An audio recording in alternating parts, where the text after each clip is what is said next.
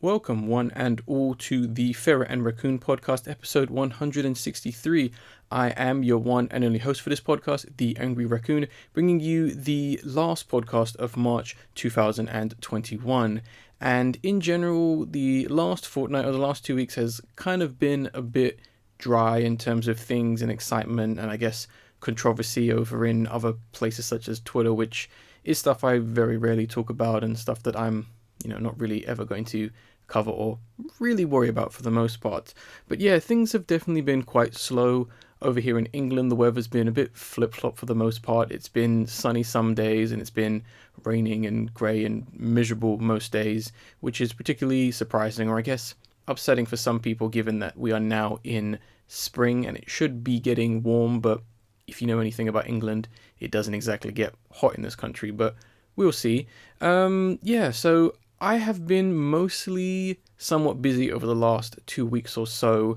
I was doing a lot of archiving, which is something I like to do. I like to essentially preserve things, digital media and things that I feel like should be archived and things that might possibly get forgotten about or just isn't really out there. TV series and YouTube series that isn't really on any kind of distribution like DVD or Blu-ray, and I'm not really going to just let that fall into obscurity. One such thing I did do over the last weekend took me quite a while to do. It took me almost 2 rough days to do. It was quite taxing and it was quite a nightmare, especially given that the website, which I'm not going to mention, just kind of is ordered it's kind of hard to explain. It doesn't run well, weirdly enough. It tends to lag, and the further you go down, the worse it kind of seems to get. But in the midst of waiting for each, I guess, let's say, page to load, I randomly remembered that I actually have Disney Plus. I've actually had Disney Plus for a while now, and I re-remembered it, and I decided, you know what, let's watch something while these pages load. So I guess, given that everyone was talking about it, and given that I was somewhat interested, and a friend of the podcast, Recess, did actually recommend it when I met up with him a couple of days ago, I actually watched all of WandaVision, which is, I guess, the second newest Disney Plus exclusive TV series. Now, I did cover this series a couple podcasts ago, and I'll be honest, I did enjoy it, but I think I didn't enjoy it as much as other people. It certainly really wasn't my thing for the most part in terms of the more Marvel-ish relevancy and stuff that kind of pops in and how it fits into this story and fits into that story.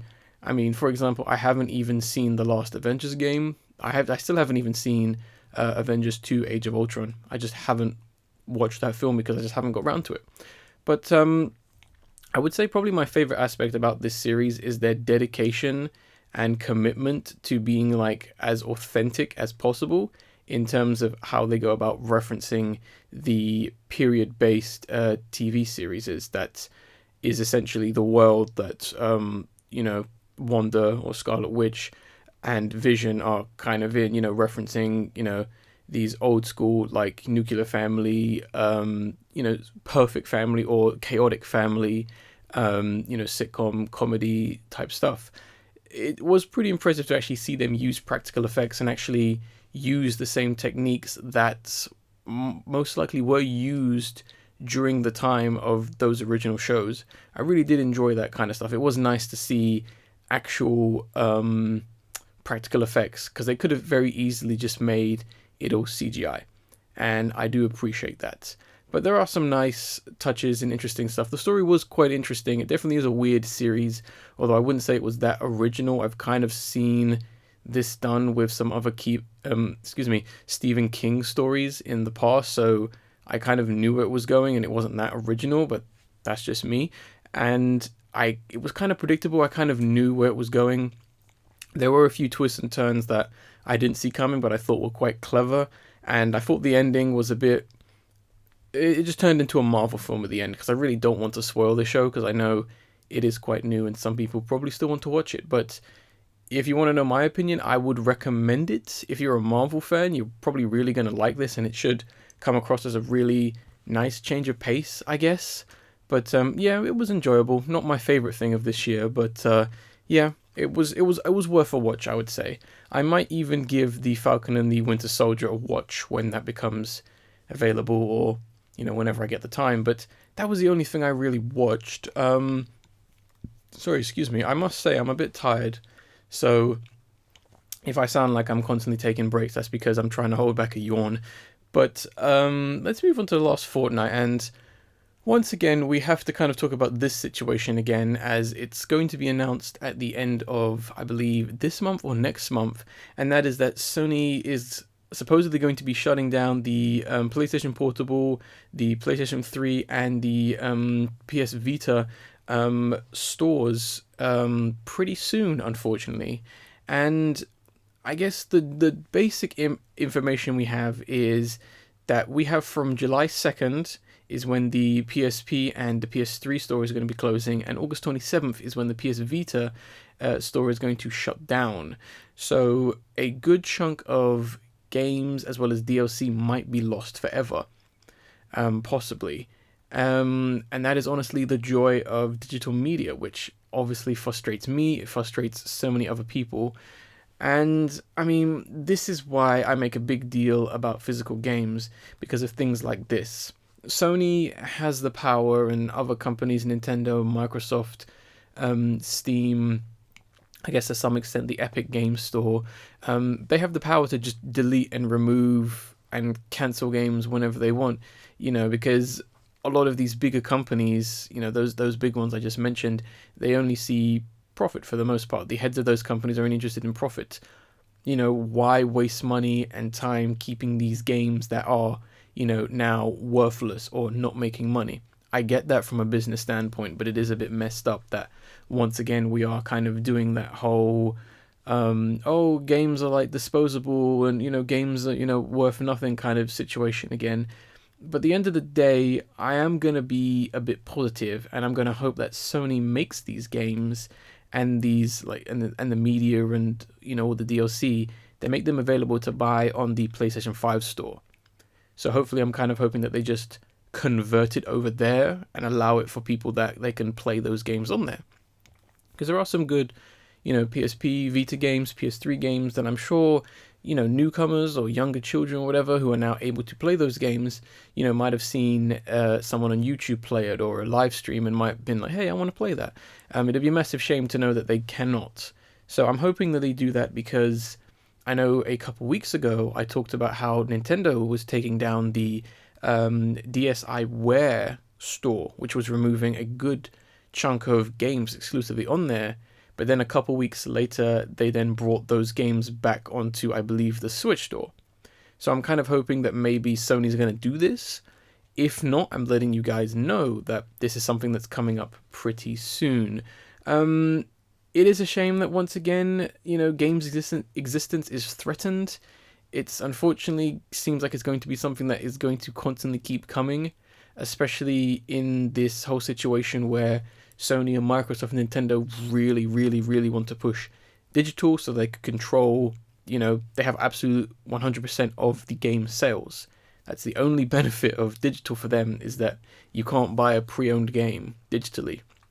When you go to your local mom and pop store, or you go to Game or GameStop or whatever big retailer that actually, releases or you buy your games from, Microsoft, Sony, Nintendo, they don't make any money from that really, especially pre-owned games. They don't make any money off eBay or Amazon really. They want that full control of it, and digital is the only way. If they want to charge £80 for a brand new game, there's nothing you can do about it. Simply put, you can't go to eBay and buy it for 50. You can't. And, there are reports that, with these next gen of gaming, they are planning to push the price up. Over here in England, I believe they want games to standardly release at about £60, whereas over in America, so many companies, or I know someone was saying that they're ready to start selling games for $70.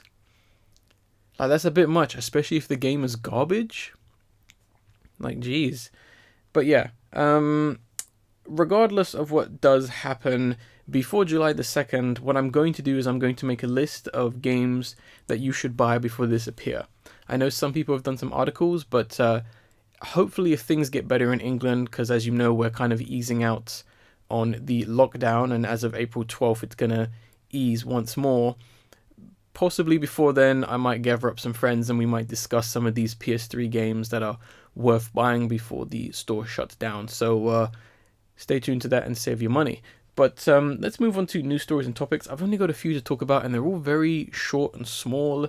It's another very short podcast, but like I said, I don't do filler on these podcasts. It's only stuff I care about. And the first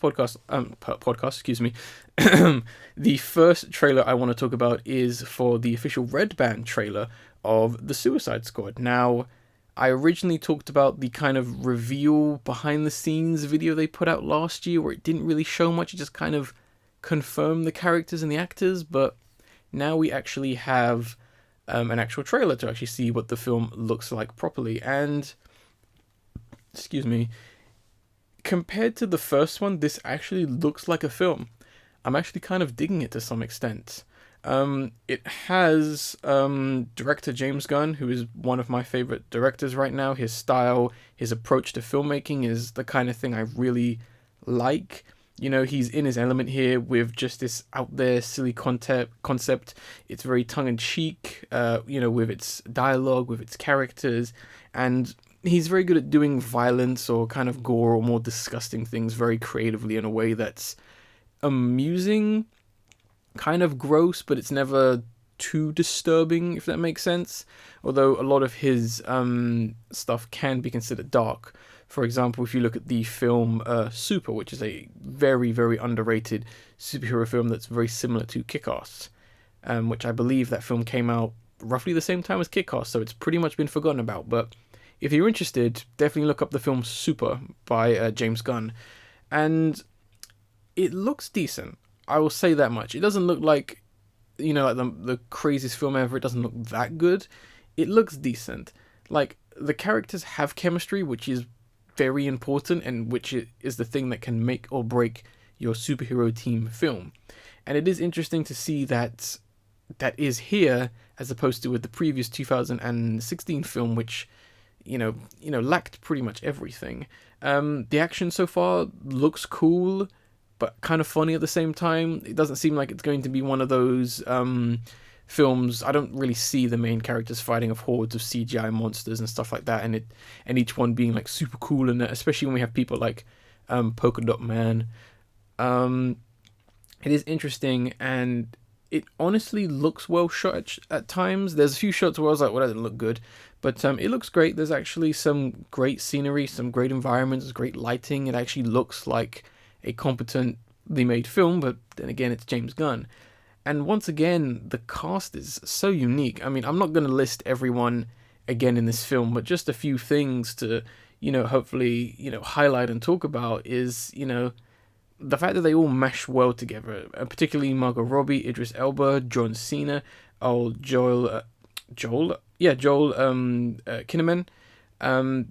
Them four are really working so well. They're obviously the main four stars of this film, but their chemistry, their performance, I think, is pretty damn good. They know what they're doing. They're having fun with it, but they're obviously playing it serious for the most part, which I'm actually liking. You also have some crazy highlights, like Sylvester Stallone is playing, King Shark. He's just voicing King Shark, and that's going to be pretty interesting. I would imagine DC is probably trying to make him their version of Groot, which is fine. It makes sense. Every kind of superhero team needs a comic relief character like that, and I guess that's the next evolution of what your comedic character is. Just some big, dumb creature that can only say a few things, Fair enough. He's an interesting character that just doesn't do anything in any of the comics. Taika Waititi is in there somewhere. He's the director of What We Do in the Shadows and Jojo Rabbit. I'd imagine he's most likely going to be voicing something. No idea who the main bad guy is. It might be Starro, who is the giant starfish you see at the end. He's a very, very stupid and old school villain of the Justice League or DC Comics. He is the perfect dumb villain for this film. That is great. Just Suicide Squad is fighting a giant starfish that possibly can mind control people. that's brilliant. That is an A plus right there in terms of a concept, and that's one of those situations where I'm pretty sure that was James Gunn's idea. I'd imagine DC probably fought him against that idea, but that is absolutely brilliant. But yeah, I'm actually looking forward to this film. I really hope it's good. It would be nice for DC to actually have a little bit of variety. It'd be nice for DC to actually have a lot more good films, so we can actually have some pretty decent competition, because Marvel is unfortunately killing them. I don't really have any allegiance for either one of them. I honestly don't care. If you were to ask me what my favorite Marvel film is, it's probably still Guardians of the Galaxy. Hasn't really changed. But yeah, that's cool. But let's moving on and kind of sticking with the same theme. We're kind of going to be going into more silly-ish stuff, and with the next trailer we're going to be talking about, and that is going to be the official season 1 trailer for Birdgirl, which is going to be a spin-off of Harvey Birdman, the 2000 series starring Harvey Birdman. The original concept behind that series was he was the lawyer to cartoon characters, which was a great concept and a really funny use of I guess recycling animation and kind of just being generally creative with what you own. So I'll give you guys a quick history lesson. So back when Cartoon Network started out, Warner Brothers, who is owned by Time Warner, they acquired all of Hanna-Barbera, Scooby-Doo, Flintstones, stuff like that. In order to, I guess, create original content and save on money, shows like Space Ghost Coast to Coast and Harvey Birdman essentially recycled assets, animations, and characters, and were able to essentially create new shows from them. Harvey Birdman did the same because they had the rights to all these Hanna-Barbera cartoons, so it was very funny when you would see, Fred Flintstone or Scooby-Doo appear in another cartoon and stuff like that. And that was essentially the general crops and the kind of main appeal of Harvey Birdman. And since then it's had a 2018 series which I haven't watched yet, and now we have a spin-off series with Birdgirl, and I think the art style and the animation really complement each other here. It's retaining the kind of old school look of the original series, that very, comic book-y animation, serial style, which I like. It looks really defined here. They've kind of kept it faithful. I think it just works, but there's still that kind of stilted, stiff animation to it. I'm not sure if that's intentional or it's a part of the limitations of what the studio is working with. I don't know. I still think it looks pretty nice. Going back to that concept of a lawyer for cartoons, I really hope it's there still. It kind of doesn't seem like it is. I mean, it is a spin-off. Let's be honest. It's a spin-off, and superhero stories are pretty popular right now, so it makes sense that they might want to go with that angle. But it is a bit weird in terms of like how the trailer is edited.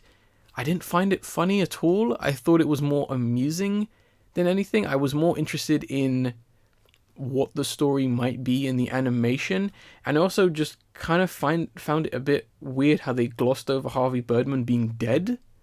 Like, I don't know if that's a spoiler, and I'm sorry if you're upset that that's a spoiler, because as far as I know, that the 2018 series didn't end with him dying.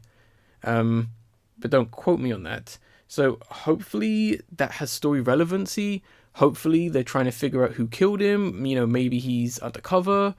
I don't know. It did bother me the way they just kind of glossed over it. But yeah, I'm interested in this one. It looks like it could be like a sleeper hit, is the best way to describe it. Next trailer, sticking with animation, we have Arlo the Alligator Boy. This is going to be a Netflix film, to which I believe it's later going to be getting a TV series after the film comes out, which is quite interesting. You don't usually see that happen every now and then. It's a very old school thing, dating back from the 80s and the 90s. That's kind of how things worked, and I'll go into that a little bit more. But this film honestly looks wonderful. Like, it's got a really unique color style that doesn't just, scream colorful. It's got nice bits of shading, nice bits of tone. It honestly looks really beautiful. The character designs and the creativity is really interesting with them. I mean, I really can't tell what that pink thing is. I don't know what that's supposed to be. Obviously, Arlo himself is like this weird alligator boy thing. I don't know if he's meant to be an alligator or he's half and half with a child. I don't know. There's like that weird cat character. I don't know what these characters are and what the relevancy is in terms of their existence. Like, are they considered outcasts? Are they weird? Like, are they considered freaks? Like, I don't know, because you've got the girl Bertie, and she reminds me of, like a strong lady, or someone you might see in the circus because of her body type. So I don't know if that's a thing in this film. It makes sense, because I'd imagine they're from, like, the South Louisiana going into New York, which obviously is a very, very classic story and setup. And it is kind of cool as well that it's going to be a animation musical, which I'm fine with. It is very old school in that it's doing that, and it's nice to see that today. Kind of going back to the fact that it's then going to have a TV series, which is interesting. So this is basically the prequel to that. And the animation is pretty damn smooth, honestly. It looks nice. It's definitely one of those films or animations that when you see it, you are kind of surprised by just how nice it looks. So yeah, I was really looking forward to this one. Hopefully it is good, and hopefully it does well. And I guess hopefully the music is good, because bad music in your musical can really destroy a film. And I guess last one I want to talk about is for ISAAK Ninja, which is Wakaliwood's next film. Now, this trailer is about 47 seconds long, so there isn't really much to say, and I only really wanted to talk about it just to mention the fact that this exists, and also to tell more people about Wakaliwood, who essentially are an African film group set in Uganda. Very interesting story, very interesting backdrop. I would highly recommend looking them up. Because they are the people behind the film Who Killed Captain Alex, which is a very famous, low-budget African action film that has gained quite the popularity. I know that YouTuber I Hate Everything did a video on it, so if you like him or you want to see more about them and history, watch that. I know other YouTubers have watched the film and talked about it, and I've actually seen Who Killed Captain Alex, and for his limited... and for someone's first film, is actually pretty good. Like, it's a really enjoyable film. Like, I actually like that film, not ironically. I actually do. I think it's really well done for what they did, and it's honestly very aspiring that someone could make a film like that, that is so original, has so much charm, so much personality on, like, next to no budget. So, I would highly recommend looking up the trailer for this, but also go and look up Wakaliwood, because they're worth your time, and they're worth knowing about, because... yeah, I mean, these people have been at film festivals because of what they've done in film and in their country. So that's worth considering. And yeah, that's pretty much going to be it for this podcast. I told you it was a short one. But let's do the video of the episode, which is going to be Gorillaz with 19 to 2000. Now, this is pretty important. Well, to me, mainly. I don't know about you. But on March 26th, Gorillaz' self-titled album, their first album, was released 20 years ago. It's 20 years ago. Like, damn, I feel old. I was there when that album dropped. I was there before that album dropped. And it is just amazing to see how far the band has come, just to kind of like appreciate and think about that album, because it is a very interesting and odd and out there album. I don't think Gorillaz will ever release an album like that, but no one is ever going to release another album that kind of blends so many styles, and it's a listen. I would, even if you've never listened to the Gorillaz, even if you've only just got into the Gorillaz because of the Song Machine project, I would highly recommend going back and listening to this album, because it is very interesting in terms of what it does, and it is a real shining beacon in terms of originality and intent and concept. And I remember when I saw this music video for the first time, I was blown away, because obviously it was incorporating 2D and 3D animation at the same time in a mainstream music video, which I don't know if any other music videos really were doing that back in the 2000s. If there are, please let me know, because this is the only one I can think of. And what really amazed me about this music video was I had obviously seen the music video for Clint Eastwood, and I thought that, okay, the next song was just going to be what the band actually looked like. And the fact that they were still cartoons, and still cartoons to this day, was just amazing to me. Like, it blew my mind. And yeah, watching this video today, it really does hold up. I'm sure some of you have probably heard this song because it is a pretty popular song, but yeah, I wanted to leave you with that, a nice little trip down memory lane, a little bit of a celebration to a band I like, and hopefully a song you'll like, and all that good stuff. But yeah, that's pretty much it. Hopefully you guys enjoy your Easter, as I'll be recording the next podcast after Easter. Don't eat too much chocolate. Do be careful. You can get sick from it. I'm talking to the slightly younger people who listen to this podcast. And I guess I will end this podcast like I always do, by saying I was the Angry Raccoon, and I will see you on the next podcast.